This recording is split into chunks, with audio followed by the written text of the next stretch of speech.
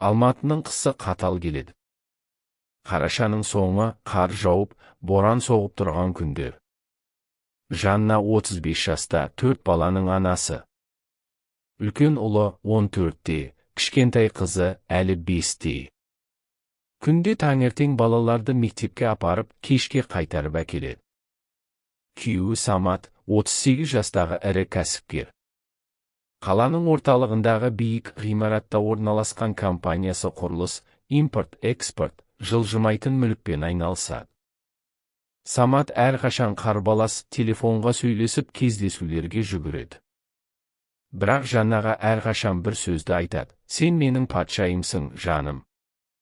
Сен және балалар менің бәрім.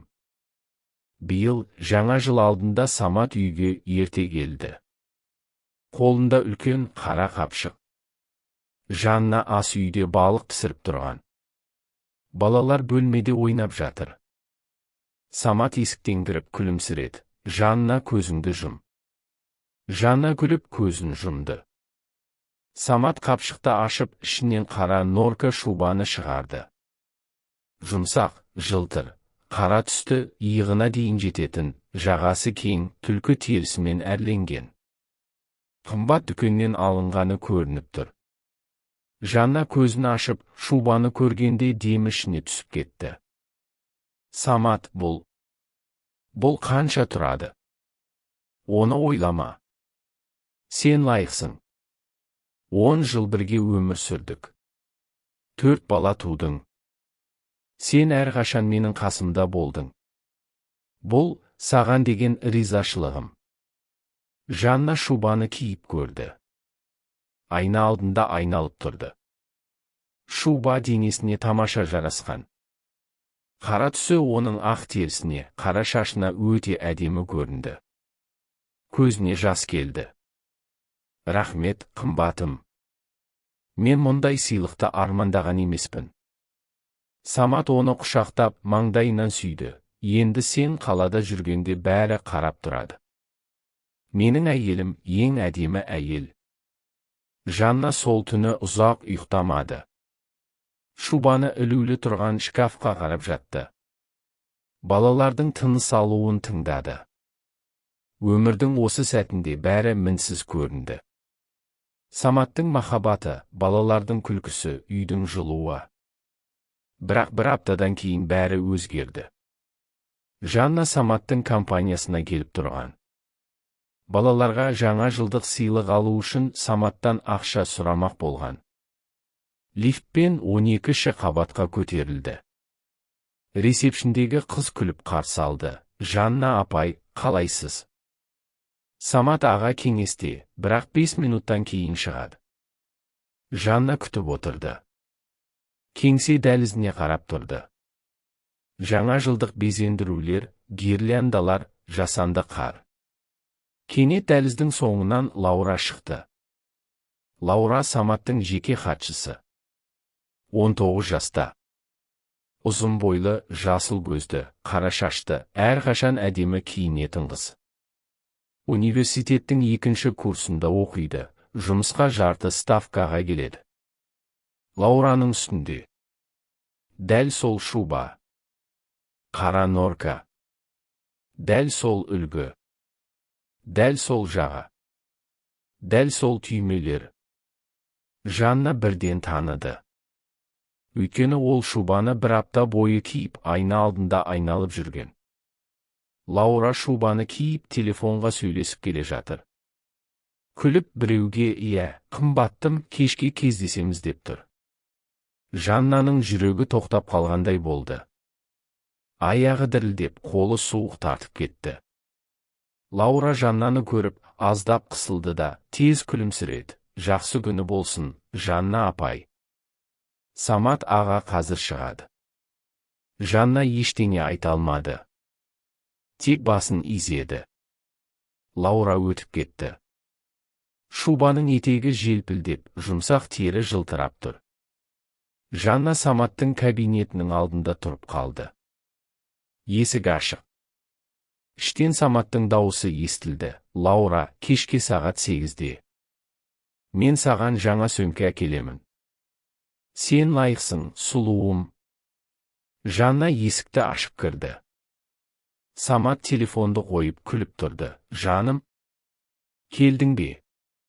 Не болды, жүзің неге солғын? Жанна шуба туралы ештеңе айтпады. Тек, балаларға ақша керек. Жаңа жылдық сыйлыққа.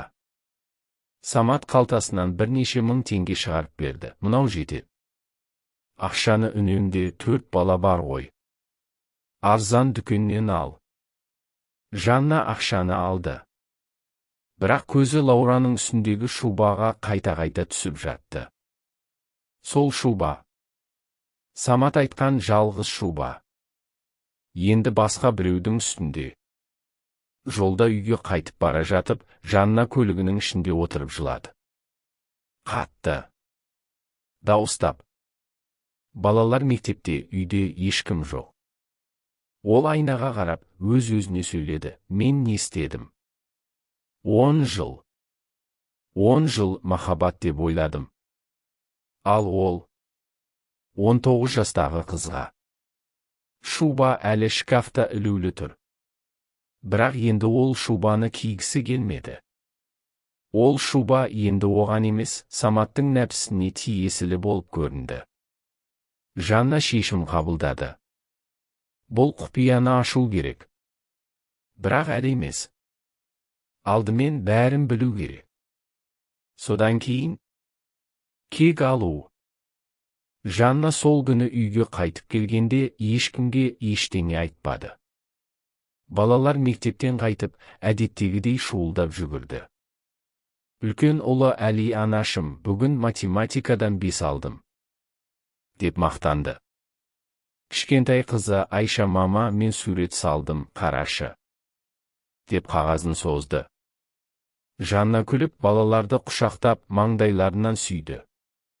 Бірақ ішінде бір нәрсе сынғандай болды. Әр күлкісінде, әр сөзінде сол шуба көз алдында тұрды. Лаураның иығындағы қара норка. Саматтың дауысы: сен лайықсың, сұлуым. Түнде балалар ұйықтаған соң Жанна компьютерді ашты. Самат әлі жұмыстан қайтпаған. Ол әдетте сағат 22:00-ден кейін келетін. Жанна алдымен Instagram'ды ашты. Лаураның парақшасы ашық тұрған, оны Саматтың компаниясындағы қыздардан бірнеше ай бұрын тауып алған еді. Профиль ашық, посттар көп. Бірінші пост 3 күн бұрын. Лаура жаңа пәтердің балконында тұр. Артқы жағында Алматының түнгі шамдары жарқырап тұр. Үстінде ақ жібек халат, қолында бокал. Жазуы: менің қымбаттым, сыйлаған үйім, алғашқы түнім осында. Рахмет саған, махаббатым. Лайк: 2-3 мың. Комментарийлерде: қызғанамын, қандай әдемі, кім екен сол бақытты жігіт, деген сөздер. Жанна жүрегінің соғысы күшейді. Келесі пост 1 апта бұрын. Қызыл Mercedes G купе. Лаура көліктің алдында тұр, шуба киген. Дәл сол шуба. Жазуы: менің арманымдағы көлік. Ол мені таң қалдырды. Сен менің бәріңсің, Making Luxury Life. Видеода бар. Лаура көліктің ішінде отырып, рульді ұстап күліп тұр. Қарашы, қандай әдемі иісі бар, деп айтып жатыр. Жаннаның қолы дірілдеп кетті. Ол скриншот жасады. Бірінен соң бірі. Содан кейін Stories'ті ашты. Лаура кеше түсірген Cartier сағатының суреті. Ол маған осыны берді. Мен сөз таппай тұрмын. Сағаттың бағасы шамамен 3 миллион теңгеден асады. Жанна біледі, өйткені Самат бір күні дүкенде тұрып, мұндай сағатты тек өте қымбат адамдар алады деп айтқан еді. Жанна енді тоқтай алмады. Ол Саматтың банк картасының көшірмесін білетін. Ол әр айдың басында отбасылық шығындарға ақша аударатын. Бірақ Жанна бір күні Саматтың ноутбукінен онлайн банкингке кіріп көрген. Парольді білетін балалардың туған күні Саматтың туған жылы. Ол енді сол аккаунтқа кірді. Соңғы 3 айдағы транзакциялар 45.000 теңге пәтер сатып алу Алматы, Бостандық ауданы, жаңа элиталық үй. 28.700.00 теңге автоорталық. 4.200.00 теңге Cartier бутигі, 1.800.00 теңге Дубайға ұшу билеті 2 адамға бизнес класс. 950.00 теңге салон. Ай сайын 800.00 теңге Лаураға деп аталатын тұрақты аударым. Ал Жанна мен балаларға ай сайын 1.200.00 теңге. Отбасылық шығындар деп жазылған. Оның ішінде коммуналка, тамақ, балалардың киімі, мектепке ақы. Самат әр айда бизнес қиын, ақшаны үнемде деп айтатын. Жанна сол сөзге сенген. Тіпті балалардың қосымша сабақтарына ақша жинап, өзі жұмыс істемей жүрген. Жанна экранға қарап отырып көзіне жас толды. Бірақ бұл жылау емес еді. Бұл ашу. Қатты тұншықтыратын ашу. Ол Саматтың әмиянынан шыққан әр теңгені елестетті. Лаураның күлкісін, оның Инстаграмдағы менің королім деген сөздерін. Саматтың өтірігін, мен саған шуба алдым, сен үшін ғана. Жанна компьютерді жауып, терезеге барды. Түн. Қала шамдары жарқырап тұр. Ол өз көлігін 2012 жылғы ескі Toyota'ны есіне алды.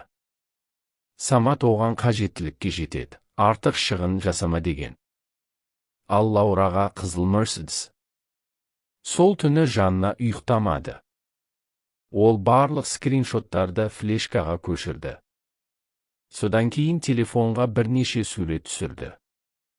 Лаураның посттары, транзакциялар, Саматтың хабарламалары. Ол бір күні Саматтың телефонын алғанда, Лаурадан келген сағындым, кешке келемін бе? деген хатты көрген еді, бірақ сенбеген. Таң атқанда Самат үйге келді. Хатты шаршаған. Жанна оны қарсы алды. Әдеттегідей күліп, қымбатым, кеш келдің ғой. Тамақ ішесің бе? Самат оны құшақтап, рахмет, жаным. Мен шаршадым. Жатып ұйықтайын. Жанна оның артынан қарап тұрды. Самат жуынып жатқанда оның телефоны столда қалған. Жанна телефонды алды. Код балалардың туған күні. Ол ашты. WhatsApp'ты ашты. Лаураның чаты жоғарыда тұр. Соңғы хабарлама бүгін таңертең. Лаура, кешке қайда барамыз? Мен саған сағынып жатырмын Самат, менің пәтерімде. 21:00-де. Саған жаңа сөмке келемін. Сен лайықсың, сұлуым. Жанна телефонды қайта қойды. Самат жуынатын бөлмеден шықты. Жанна оған қарап, тыныш дауыспен, Самат. Сен маған шын айтшы. Лаура деген қыз кім саған? Самат бір сәт тоқтап қалды. Сосын күліп, не болды? Жұмыстағы хатшы ғой. Не ойлап тұрсың?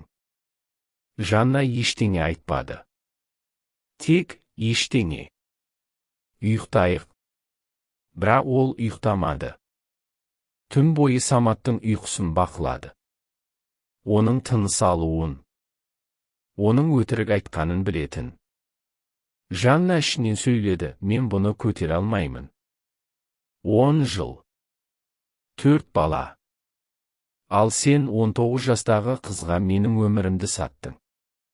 Бірақ мен де ойын ойнай аламын. Сен маған ақшаны үнемдеп жүрсең, мен саған бәрін тартып аламын. Бар байлығыңды. Сен маған ештеңе қалдырмадың. Мен саған ештеңе қалдырмаймын. Таңертең Жанна тұрып, балаларды мектепке апарды. Қайтып келгенде көрші үйдің алдынан өтті. 65 жастағы шалқар ата подъезде тұр. Қолында газет. Жаннаға күліп, Жанна, қалайсың? Балалар жақсы ма? Жанна тоқтап, Шалқардың көзіне қарады. Онда жылдардың тәжірибесі, жалғыздық және шынайы жылылық бар еді. Ата, маған кеңес керек. Өте ауыр жағдай. Шалқар басын изеді. Кірші үйге. Шай ішеміз. Айтып бересің. Жанна есікті ашып кірді. Бұл оның өмірін өзгертетін шешімнің басы болатын. Жанна Шалқар атаның үйіне кіргенде ішіндегі ауырлық бір сәт жеңілдегендей болды. Шалқардың пәтері қарапайым, бірақ өте таза әрі жылы көрінді. Қабырғаларда ескі фотосуреттер, жас кезіндегі судьялық мантия киген Шалқар, отбасымен түскен суреттер, бірақ қазір ол жалғыз. Үлкен кітап сөрелері, заң кітаптары, бір бұрышта шахмат тақтасы. Шалқар шай қайнатып, Жаннаны диванға отырғызды. Айтшы, қызым. Не болды? Көзің қызыл, жүзің солғын. Жанна бірден айта алмады. Дауысы дірілдеп кетті. Ол сөмкесінен флешканы шығарып, үстелге қойды. Ата. Мен Саматтың барлығын білдім. Ол басқа елге, қызға, бар байлығын жұмсап жатыр. Ал бізге ештеңе. 4 балам бар, мен оған сендім. 10 жыл. Шалқар тыныш тыңдады.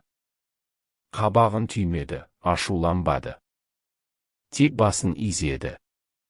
Жанна бәрін айтып берді. Шубаны, Инстаграмды, банк транзакцияларын, Лаураның посттарын, Саматтың өтіріктерін. Сөйлеп болғанда көзіне жас толып, дауысы үзіліп кетті. Шалқар шайын ішіп, 1 минут үнсіз отырды. Сосын, Жанна, сен күшті әйелсің.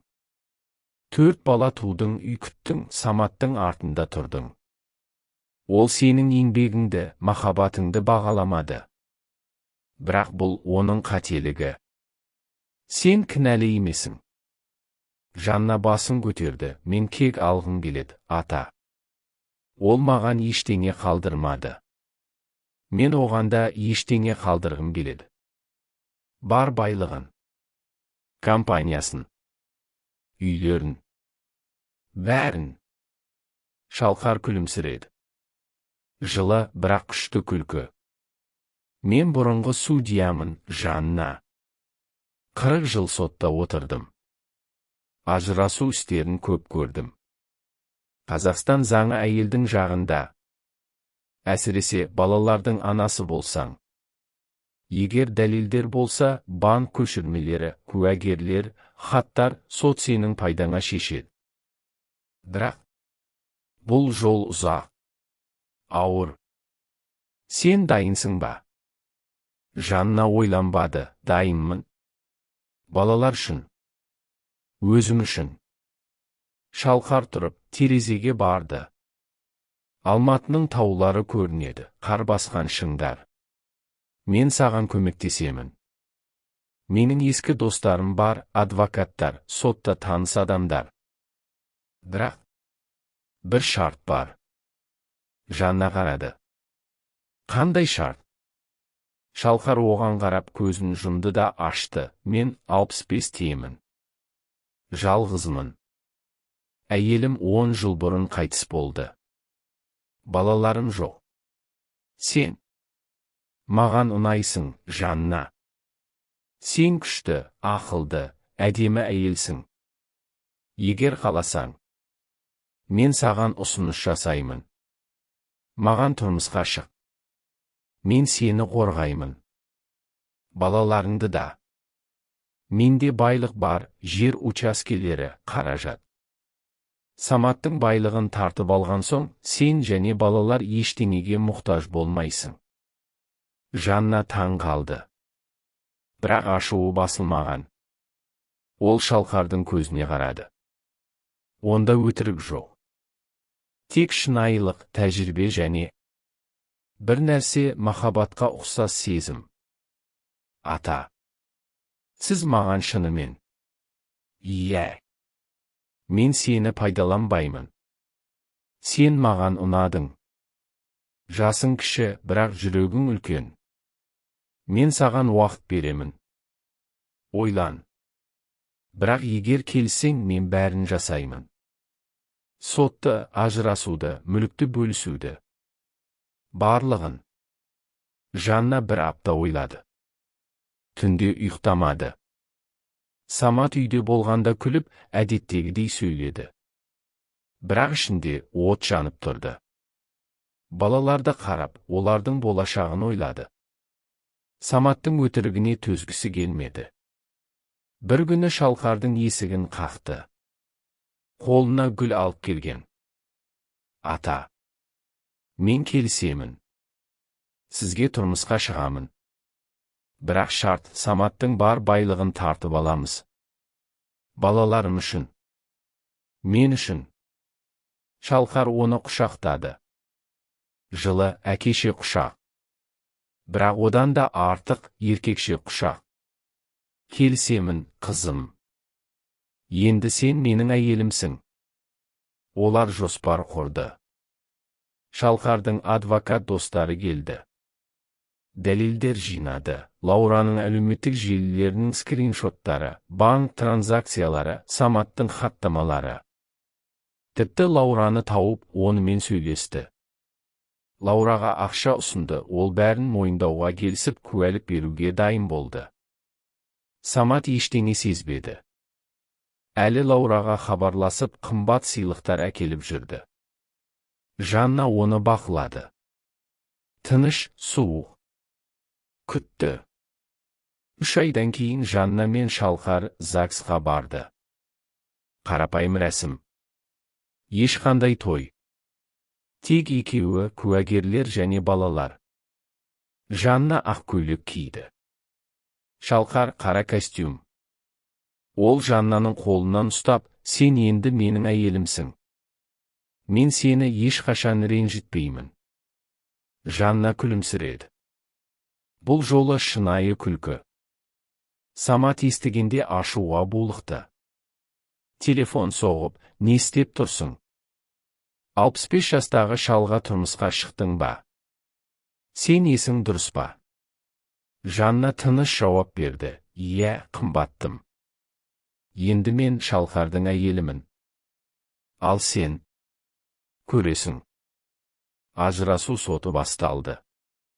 Шалқардың командасы өте күшті болды. Дәлелдер мықты. Лаура сотта бәрін мойындады. Пәтер, көлік, сыйлықтар, бәрі Саматтан. Саматтың адвокаты әлсіреді. Сот шешімі шықты. Саматтың бар мүлкі компанияның 70 үйлер, жерлер, шоттар, балалардың анасы Жаннаға өтеді. Саматқа тек ескі көлігі және аз ғана қаражат қалды. Самат енді кедей. Лаура оны тастап кетті, ақша біткен соң. Жанна Шалқармен бірге үлкен үйге көшті.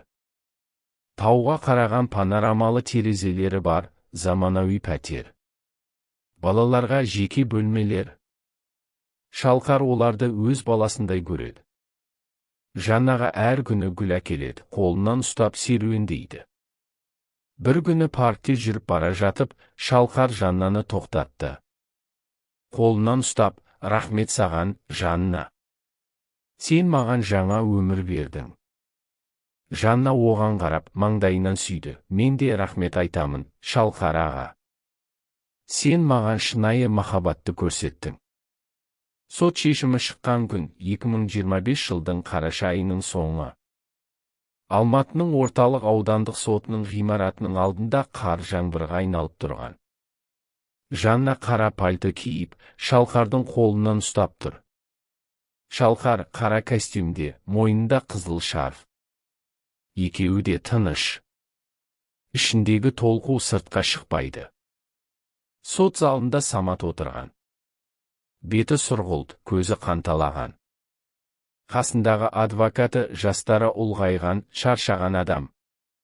Самат әлі күнге дейін сенбейді. Мұның бәрі жалған. Мен ештеңе жоғалтпаймын деп өзіне өзі айтып жүрген. Бірақ дәлелдер тым көп еді. Сот төрағасы шешімді оқыды. Отбасылық некені бұзу туралы іс қаралды. Тараптардың мүліктік жағдайы, некедегі әйелдің және кәмелетке толмаған балалардың мүддесі ескеріліп, мынадай шешім қабылданды. Самат Әбдірахмановтың меншігіндегі мүліктің 85 компания акцияларының басым бөлігі, Алматы қаласындағы 3 тұрғын үй, Боралдайдағы жер учаскесі, шетелдік банк шоттары балалардың заңды өкілі анасы Жанна Әбдірахмановаға өтеді. Балалардың тұрмыс жағдайын сақтау мақсатында Самат Әбдірахмановтан алимент өндіріледі. Ай сайынғы табысының 50. Самат Әбдірахмановқа тек 2012 жылғы Toyota Camry автокөлігі және қолындағы қолма-қол қаражат шамамен 4-8 миллион теңге қалады. Шешім заңды күшіне енді. Залда тыныштық. Самат орнынан тұрып, дауыстады. Бұл әділетсіздік. Мен бәрін өз қолыммен таптым. Ол менің әйелім болған. Судья басын шайқады. Сіздің әйеліңіз болған адамға және балаларыңызға деген міндеттеріңізді ұмытпаңыз. Сіздің әрекеттеріңіз сотта толық дәлелденді. Самат есікке қарай беттеді. Аяғы ауыр. Артынан Жанна мен Шалқар шықты. Самат тоқтап, Жаннаның көзіне қарады. Дауысы дірілдеп, сен маған осыны істедің бе? Мен саған бәрін бердім ғой. Жанна бір қадам алға шықты. Дауысы суық, бірақ тыныш, сен маған ештеңе берген жоқсың, Самат. Сен маған өтірік бердің. Балаларға арзан көлік, маған ақшаны үнемде деген сөз. Ал 19 жастағы қызға пәтер, Mercedes Cartier, Дубай. Сен менің өмірімді саттың. Енді мен сенің өміріңді сатып алдым. Барлығын. Самат ештеңе айта алмады. Көзіне жас келді. Бірақ Жанна оған қарамай, Шалқардың қолынан ұстап шығып кетті. Бір жылдан кейін. Жанна мен Шалқардың үйі Медеу шатқалындағы тауға қараған үлкен вилла. Панорамалы терезелер, ағаш камин, балаларға арналған ойын бөлмесі, кітапхана. Үйде әрқашан күлкі естіледі. Үлкен ұлы Әли университетке түсті, экономика факультеті. Кішкентай Айша суретке қызығады. Әкесі Шалқар оған әр апта сурет салуға арналған жаңа жиынтық әкеліп тұрады. Жанна компанияны басқарады. Саматтың орнында отыр. Бірақ ол Самат сияқты емес. Жұмысшыларға жалақыны уақытында төлейді, әлеуметтік пакет жасады, балаларға арналған қайырымдылық қор құрды. Компания өсіп жатыр. Жанна қатал, бірақ әділетті басшы. Шалқар зейнеткерлікте. Бірақ әлі де белсенді. Жер учаскелерімен айналысады, кейде сотқа кеңес береді. Кешке үйге келгенде Жаннаның қасына отырып шай ішеді. Олар бірге тауға қарап отырады. Бір кеште Жанна шкафтан ескі қара норка шубаны шығарды. Оны киіп көрді. Шуба әлі жақсы сақталған. Бірақ енді ол оған басқаша көрінді. Ол шуба өткен өмірдің елесі. Шалқар кіріп келді. Жаннаны көріп күлді. Әдемі екенсің. Бірақ саған басқа шуба керек шығар. Жанна күлді. Жоқ, аға. Бұл шуба маған енді керек емес. Мен оны балаларға сыйлаймын. Қызым өскенде киеді. Немесе сатамыз да қайырымдылыққа береміз. Шалқар оны құшақтады. Сен өте ақылды әйелсің. Мен сені мақтан тұтамын. Жанна оның көзіне қарады. Мен де сені мақтан тұтамын. Сен маған тек байлық емес, махаббат бердің. Шын махаббат. Самат туралы соңғы хабар: ол ескі Toyota-мен такси жүргізеді. Кейде түнде Алматының көшелерінде жүріп, радиода ән тыңдайды. Лаура басқа біреумен. Instagram жабық. Ол енді люкс өмір туралы жазбайды. Жанна бір күні балалармен бірге тауға шықты. Қарлы шыңдарға қарап тұрды. Кішкентай Айша қолынан тартып, «Анашым, сен енді бақыттысың ба?» Жанна күліп қызын құшақтады. «Иә, қызым. Мен енді шынымен бақыттымын. Өйткені менің күйеуім қымбат. Өйткені ол менің жүрегімді бағалайды». Қар жауды. Жанна шалқардың қолынан ұстап, үйге қарай жүрді. Артында ескі өмір қалды. Алдында жаңа өмір. Соңы